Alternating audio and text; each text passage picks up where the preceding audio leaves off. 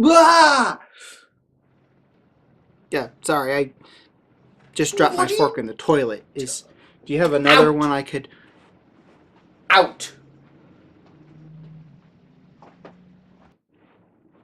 Out!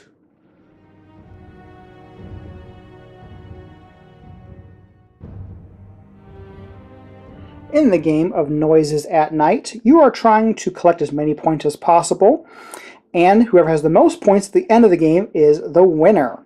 Now, the box on here says it is a 15-minute deduction game, and so far, that has been about how long it has taken me to play most of my games. So let me show you how the game works. So we have all of these different cards here. The first thing we're going to do is we're going to determine who everybody is. So we have these identity cards. You're going to give them a shuffle, but let me show you all the different characters that are in the game. So we have Grandpa, who is Edward Larson. We have Dad, who is Adam Larson. And if you notice, Grandpa and Dad both have the same symbols in the top corner. And that'll come into play when you're playing down cards and trying to score points at the end of the game. We also have Mom, who is Lisa Larson. We have Sister, who is Luna Larson, and Mom and Sister have the same symbol. We have the Cat, who is Mr. Gluttonous, and the Rat, who again have the same symbol. Then we have the Ghost and the Boogeyman, who again have the same symbol. So we're going to give these a shuffle, and every player is going to receive one of these identities. So let's just say we're playing in a two-player game, so I will receive this identity, and my opponent will receive that identity. Every player will also get one of these little boards here, just to remind you what symbol each of the characters have and which ones they share. So that way you'll be able to guess who your opponent is. So I will receive one of those. My opponent receives one for themselves. We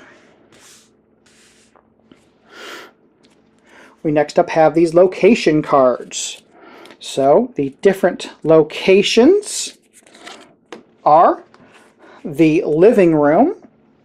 And the living room has an ability where you will play an additional face-down card. Next up we have the attic. And the attic's ability is you get to flip a card in this room.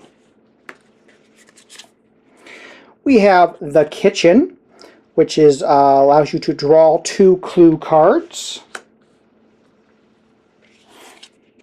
We have Leo's room, which will allow you to move a clue to this location. And lastly, we have the bathroom, and that one will gain you a victory point.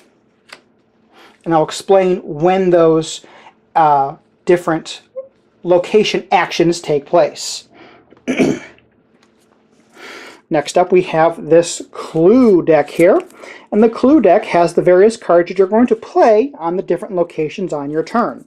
You're going to give this clue deck a really good shuffle, and every player is going to receive 4 cards. Then we're just going to place the clue deck off to the side. There is also an event deck. So the event deck is going to get a good shuffle, and an event happens after every round. So that'll have a good shuffle right there. Then you're going to take these tokens here, and these tokens here have the faces of all of the different identity cards that are out. So these will show what room each person is in. So you give these a really good mix-up, and you're going to go ahead and place them randomly in each room, 2 tokens at a time. So in the living room we have Mom and Dad. In the attic we have Grandpa and a rat. In the kitchen we have a ghost and the cat. And in Leo's room we have Sister and the boogeyman. And in the bathroom you do not put any tokens in the bathroom. Then we have this first player token. And we determine whoever goes first, however you want to choose going first. I'm just going to go ahead and pick myself because there's nobody here to argue with me right now. And then lastly, we have this timer card here. So this token on the timer card, you'll go ahead and you will set that to a set number depending on the number of players. So for a 2-player game, we're going to set it at 7. If we're playing with 3 players, you set it for 6. And for 4 players, you go ahead and set this at 5. We just go crank, crank, crank, crank, crank, crank. And we crank that to 7. So now it's all set. There's also score tokens, but those aren't used until the very end of the game, usually. So first of all, let's see who we are. So I'm going to take a peek at my identity card, and I am the Boogeyman. So the Boogeyman has this skull symbol in the corner, and those are what's going to earn me points. So I'm going to keep that secret. That's going to go face down there, so that nobody knows that I am the Boogeyman. Actually, I'm going to move it off the side here. So let's go ahead and look at the cards that I was able to get when we started off the game. So most of the cards will have just a cool little picture here and 4 symbols across the top. Now these symbols are what you're going to use to start scoring, but you don't collect your points until the end of the game. So for example, I have this dolly here. I have spilled milk. I have a half-eaten cake. And I have a magnet. Now there are some cards here that will have the name on top and they'll have a special ability. So for example, the magnet says the next player must place at least one of their cards below this one. And on your turn you will play 2 cards. So, what cards do I want to play? So every time there is a skull symbol, since I am the Boogeyman and I score on the skulls, for every skull that is out anywhere in any room, I'm going to receive 1 point. Now, for any card that is placed in the same room as my character, I will get 1 point per card. So, for example, if I was to place this dolly right here in Leo's room, because the Boogeyman is there, I would get 1 point and then 2 additional points for having 2 skulls on that card. Now, after everybody has taken a turn, there is a guessing phase as to you guess who each player is. Now, you might not want to tip off everybody first thing off in the game. So you might not want to place that right there where your character is. So let's just say I'm going to go ahead and I'm going to play this dolly, but I'm going to play it here in the kitchen.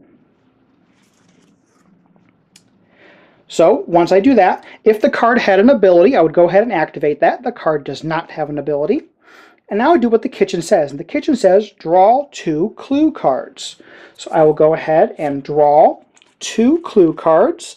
And I received an open can of sardines and a mystery spill. So let's see here. What do I want to do next? You know what? I think I'm going to go ahead and I'm going to do this. I'm going to do this mystery spill. And I'm going to go ahead and I'm going to place this right here in Leo's room this turn. Now we go ahead and activate the card's ability. The card does not have any ability on it, so we go ahead and do the room's action. And the room's action says move a clue to this location. But there's only one other clue to move, so I'm going to move the dolly right over here.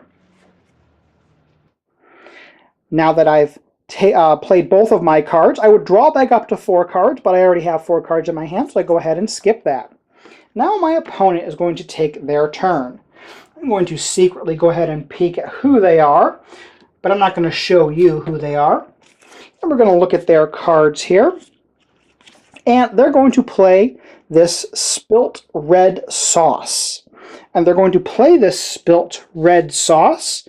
They're going to play this into the kitchen. So they play it into the kitchen and they get to draw 2 more cards.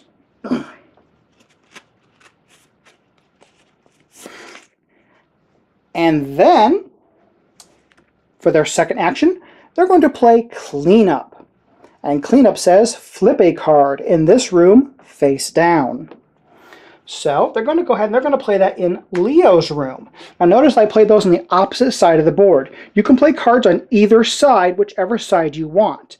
And that can affect how certain cards are counted. So cleanup flips a card over, and they're looking at this card, and they see that this has both symbols of both the ghost and the boogeyman, and mom and sister. And look, the boogeyman and sister are both in that same room. This gives both of them points. So they're going to go ahead and they're going to flip that card over. Now at the end of the game, any cards that are flipped upside down do not score any points. So now again, they would draw back up to 4, but they already have 4 cards, so they are done with that action. And now you go on to the guessing phase. You can try and guess who the identity of each of your opponents is. So I'm going to look over here, and I see some stuff over here, and I'm going to say that my opponent is the cat. And of course, if they don't remember, they're going to peek at their card, and they're going to say if you are correct or not. No, we are not correct. My opponent is not the cat. And then my opponent will guess about me, and my opponent guesses that I am sister. And of course, remember, we are not sister, we are the boogeyman. So we'll tell them, no, sorry, you are incorrect. Once that happens, we'll go ahead and flip over an event card. And the event card that we got for this next round is Dust Bunnies. So every player can pick up a face-down card from a room of their choice. So I would get first pick. There was only one face-down card, so I'm going to go ahead and pick that up. And unfortunately, there are no more face-down cards, so my opponent does not get to pick anything up. Now we go ahead and we turn the timer down. And now we're going to pass the first player token over to the next player in clockwise order. And they are going to become the first player of the round. Now, some things to remember. You can play cards face up, as we have been playing, or you can play cards face down. So, for example, if you played a card here in the attic, so let's just say that they had decided to play this card here in the attic, their action would be to flip a card in this room, so they'll be able to flip that card face up. If they had played a card face up, well, since that's the only card in the attic, they would have to play that face down. When you get to the guessing phase, if you do successfully guess who your opponent is, so they said, oh, I believe you're the boogeyman, and then we'll flip over our card and say, yes, I was the boogeyman. Whatever the current round is that we are on, and remember this counts down, they'll receive that many points. So if they had guessed at the end of round 6, they would receive 6 points. So you'd go ahead and collect those points and just hand them to them. Now that you are revealed, you are not out of the game, though. You will still continue, but then your opponent knows exactly who you are, and they will try to actively stop you from trying to get points. Once you go through all of the rounds, you will go ahead and start counting up the points. Again, 1 point for each card that is on a location that your character's token shares a location with. And each one of your symbols that is on your main card that is in any room will give you 1 point. At the end of the game, whoever has the most points is the winner of Noises at Night. Punchboard Media, where we all bring something to the table. Pull up a chair at punchboardmedia.com. So that is Noises at Night, a 15-minute deduction game. First off, I want to thank the creators of this game, B&B Game Studios, for sponsoring this video.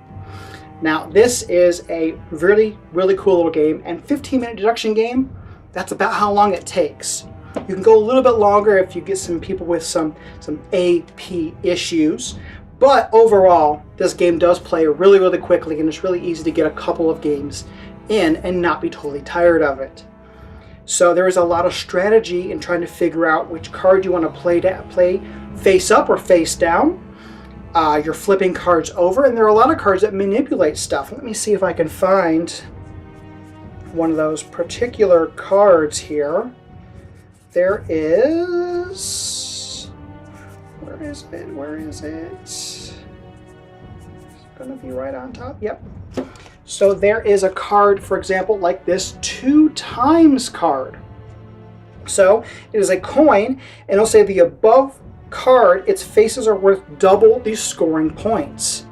So if you had something like this, and you went ahead and put it on there, and remember I was the boogeyman, so I was scoring on skulls, skulls would be doubled. So that is fantastic. But also remember, if you're able to manipulate that card and turn that face down, well, then that's not worth that much.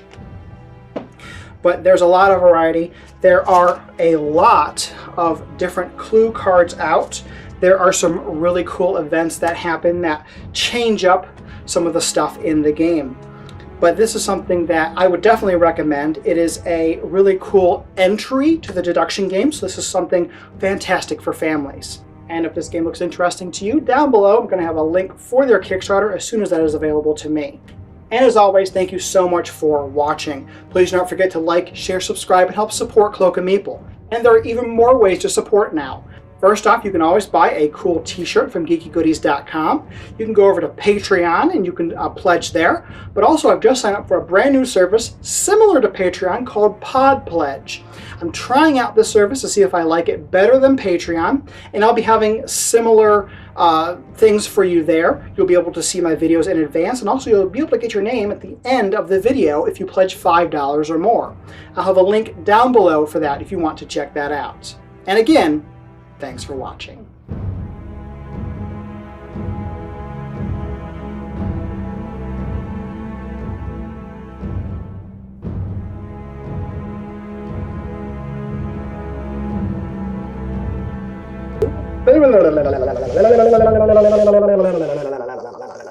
I cannot talk.